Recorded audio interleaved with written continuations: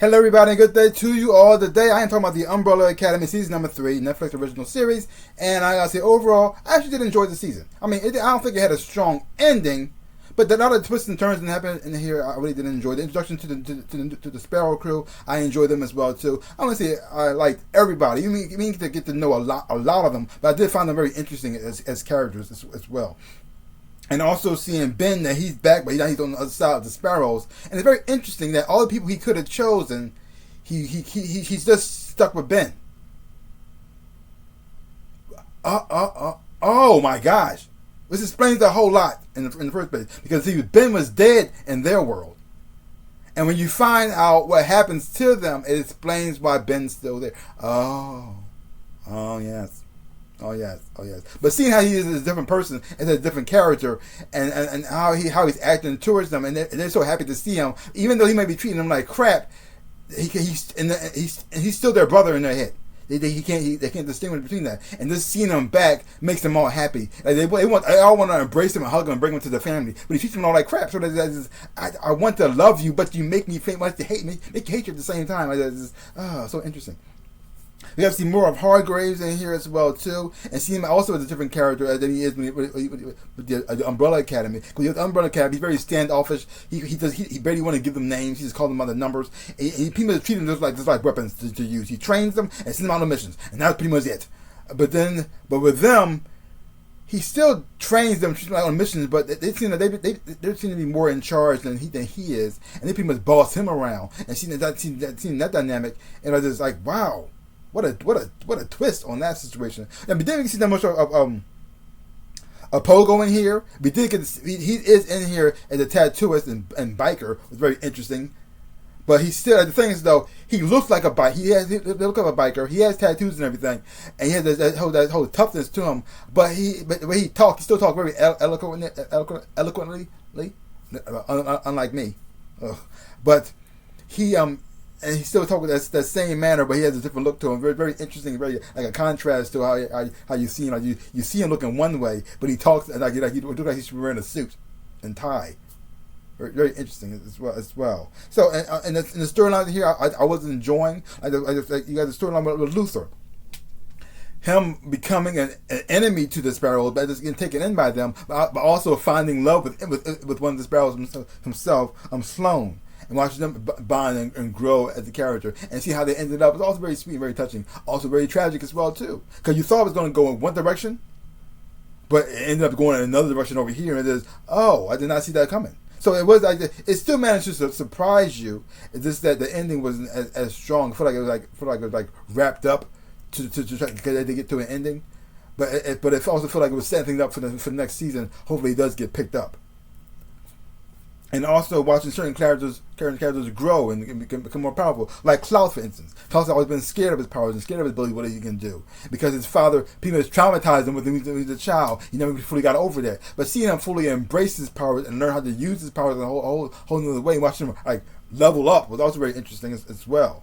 We didn't see him do much when it came to the fighting aspect of things, but we did see him use his powers and ability. And watching his relationship he had with Hargrave, seeing how difficult it was in his timeline, and then seeing how they bonded, even though it was still twisted and messed up, and he's still being used, but still it must have, as it is, yeah. And then also watching Five in action, and Five is played by Aidan Gallagher, and every scene that he's in, I really do enjoy, because he does, even though he's the youngest person on the crew. He betrays an old man so well. Even though you see him as a young man, you can tell he's an old man. So when everybody calls him that, it feels right. It feels just right at all. And I really do like how they handle the whole thing with Elliot Page and his transition over to being Victor, and how the family responded to that. How they didn't make it like the whole main storyline, but they did incorporate it into the show, and they did it quite nicely as well too. It was also quite beautiful. So. This season was a whole lot of. I had fun watching it. It still had that same quirkiness and craziness as the other seasons had. That the show continues doing throughout the whole entire thing, and it still managed to surprise you and set you it's managed to surprise you. So you don't see what everything is going. So it's a show not predictable. I really do enjoy that part too. It has some weak moments in here, some weak things in here, which I did understand. Like the whole thing going on with with Allison and her I guess you can say where things going down with her. She went to the more angry.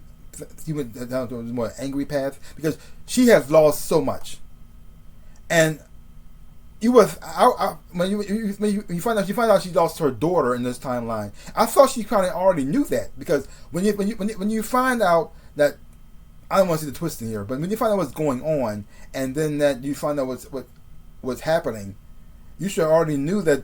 But seeing her finally going down this darker path and the anger she has, like pretty much almost towards everybody, especially towards the anger she has towards her and Victor. It's also very messed up. And them two always seem to have some type of conflict between one another. A lot. So, but at the same time, they do love one another as well, too. And they do betray both of that quite well. They're sisters. They love each other. They want to support each other. But at the same time, they kind of lie to each other and try to manipulate each other as well, too. Really messed up. Like you can't have it both ways. You can't say I love you and I trust you and blah blah blah blah, and then lie to him and try to manipulate him at the same time as well. You can't. Of course it's going to end badly. Like, ugh. And then you had the whole thing going on with Diala and Lila. Lila's back into the picture, seeing where she at now, how her watching her journey, and the love story between her and Diego. Even though they both messed up as dysfunctional people, they pretty much fit each other perfectly, in a way, because they do love each other. At the same time, they hate each other, and they want to be there for each other as well too. So it's so weird, but it is fun to watch. So this season has some sweet moments in here with Luther. Crazy wacky moments here with Klaus and his adventure and his journey as well too, and then all the weird stuff in between. But overall, I did have fun watching this season. I won't say it's the best one, but I did have fun watching it. So let's give this season a grade. I'm gonna give it maybe a C. I'm gonna give it a solid C. Don't take my word for it though. Check it out for yourself. Hopefully when you watch it, you will enjoy it. And if you have seen this season, let me know in the comments. Let me know what you thought about it. Did you love it? Did you hate it? You thought it was stupid altogether? Or you thought it was a waste of time? Whatever you thought, leave comments down below. I'd like to know what your opinions on your thoughts on it. So, I think that's all I got to say about that. So keep my channel, hit the thumbs up, shaboop, and subscribe to my channel and share. I really do appreciate it. Also, links down below can show my social media. When I find me those sites right there. And also to my store where I sell merch. You want to buy some stuff? T-shirts, mugs, whatever.